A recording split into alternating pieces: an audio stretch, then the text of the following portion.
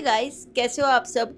आज हम मंदिर की घंटी के पीछे के हिडन मीनिंग और मिस्ट्री के बारे में जानने वाले हैं। घंटी से एक ऐसी ध्वनि आती है जो इंसान और ईश्वर के बीच का सेतु बन जाती है।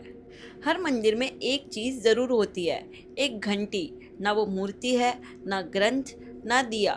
फिर भी सबसे पहले मंदिर में प्रवेश करते ही उसी को सबसे पहले छुआ जाता है। लेकिन क्यों? क्या ये सिर्फ एक ट्रेडिशन है या इसके पीछे कोई राज है जो हमारे ऋषियों ने ऑलरेडी हजारों सालों पहले ही समझ लिया था। तो ये घंटी बजाने का ट्रेडिशन शुरू कहाँ से हुआ? जब हम प्राचीन मंदिरों को देखते हैं तो पता चलता है कि सिर्फ इंडिया में ही नहीं, ऐसी और कंट्रीज है जैसे कि नेपाल, तिब्बत, चाइना, जापान, वहाँ भी मंदिरों में घंटियाँ उपस्थित है आज भी। लेकिन इंडिया में घंटी को एक अलग ही इम्पोर्टेंस दी गई है। घंटी को प्योरिटी एंड जागृति का एक अलग ही सिंबल माना गया है। ऋषियों का मानना था कि जब एक भक्त मंदिर के अंदर प्रवेश करने वाला होता है तो उसका शरीर तो अंदर प्रवेश कर जाता है, पर उसका मन अभी भी बाहर के संसार में भटक रहा होता है। घंटी उस भटकते हुए मन को वापस बुलाती है, जैसे कि एक माँ अपने बच्चे को आवाज़ देकर बुलाती है। संस्कृत में इसी घंटी को घंटा कहा जाता था। घंटा शब्द का पूरा मीनिंग ये है, घा मतलब अंधकार या अज्ञान का सिंबल और अंत मतलब अंत या समाप्ति। इससे पता चलता है कि घंटा शब्द का मतलब ये होता है कि वो जो अज्ञान का अंत कर दे। इसलिए जब घंटी बजती है तो वो ये याद दिलाती है कि अपने अंदर के अंधकार को छोड़कर प्रकाश की तरफ जाओ। बहुत लोग ये सोचते हैं कि घंटी हम भगवान को जगाने के लिए बजाते हैं, पर भगवान तो कभी सोते ही नहीं है। वो जो सोया हुआ है वो इंसान है।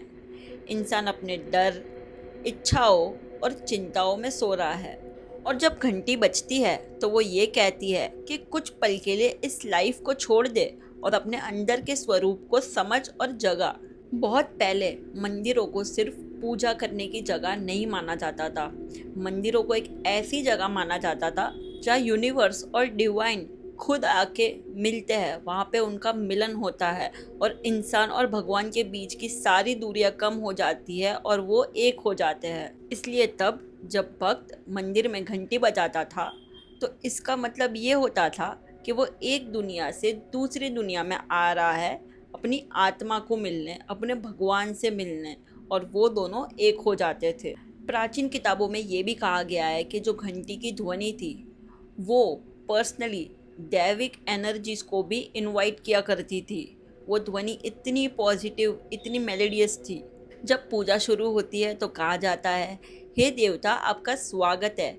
ये सिर्फ शब्द नहीं होते थे, ये एक भाव होता था, ये एक समर्पण होता था, ये एक एनर्जीज को हमारे अंदर बुलाने का तरीका होता था।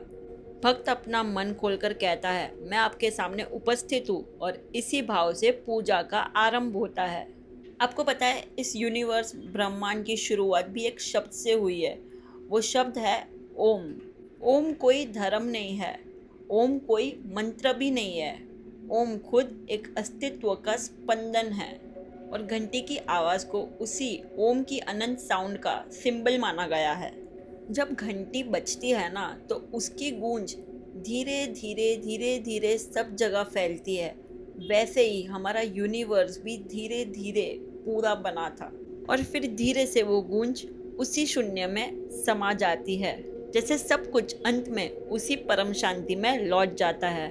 आपको पता है इंसान का सबसे बड़ा दुश्मन कौन है?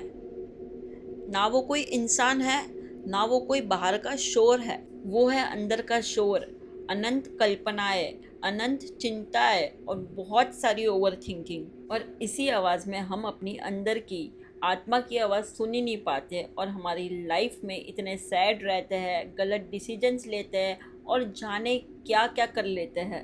और दूसरी तरफ घंटी की आवाज़ अपने मन को कुछ देर के लिए शांत कर देती है, जैसे किसी ने भागते हुए घोड़े की लगाम पकड़ ली हो।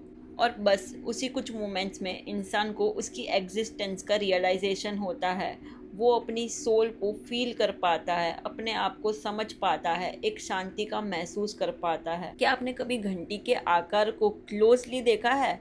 वो नीचे से खुला हुआ होता है और ऊपर की तरफ बंद हुआ होता है। कितने स्पिरिचुअल ट्रेडिशंस में इसे यूनिवर्स का सिंबल माना गया है। नीचे के पार्ट को यूनिवर्स कहा गया है और उसके ऊपर के बिंदु को यूनिवर्स का परम सत्य। यहाँ पे ये बताता है कि यूनिवर्स चाहे कितना भी बड़ा क्यों ना हो, सब कुछ अंत में एक ही तरफ जाता है, जो कि है परम सत्य। और परम सत्य है शून्यता, वो शून्यता जिसमें हम सब इंसानों को शांति मिलती है, डिवाइन कॉन्शियसनेस मिलती है, वो ही है परम सत्य।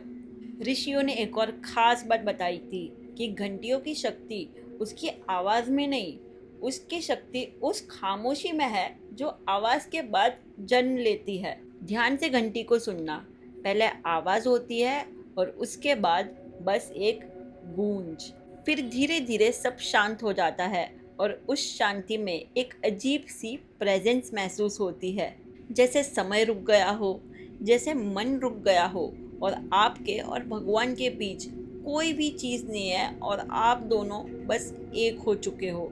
ऋषियों ने एक खास बात याद रखने को कही थी कि मंदिर की घंटी को कभी भी एक वस्तु समझने की भूल मत करना। ये एक स्मरण है, ये याद दिलाती है कि तुम सिर्फ शरीर नहीं हो, सिर्फ नाम नहीं हो, सिर्फ कोई कहानी नहीं हो, तुम सब एक अनंत चेतना का हिस्सा हो, जिसने पहाड़ों को जन्म दिया, जिसने तारों को जन्म दिया, जिसने पेड़ों को जन्म दिया और जिसने तुम्हें जन्म दिया। और जब घंटी बजती है तो वो तुम्हारे असली पहचान को तुम्हें याद दिलाती है। तो अगली बार जब मंदिर जाओगे तो घंटी बजा के आगे मत बढ़ जाना, अपनी आंखें बंद करना और उस गूंज को महसूस ज़रूर करना और फिर धीरे से उस खामोशी में उतरना जो उसके बाद आती है, क्योंकि हो सकता है उस एक पल की खामोशी में आपको वो मिल जाए जो इंसान पूरी ज़िंदगी ढूंढते ही रह जाते हैं। तो याद रखना, घंटी ईश्वर को जगाती नहीं है, घंटी तुम्हें तुम्हारे अंदर के ईश्वर तक ले जाती है। तो गाइस, अगर आपको ये वीडियो अच्छी लगी हो तो like, share, comment and subscribe ज़रूर करना। मिलते हैं नेक्स्ट वीडियो में। बाय।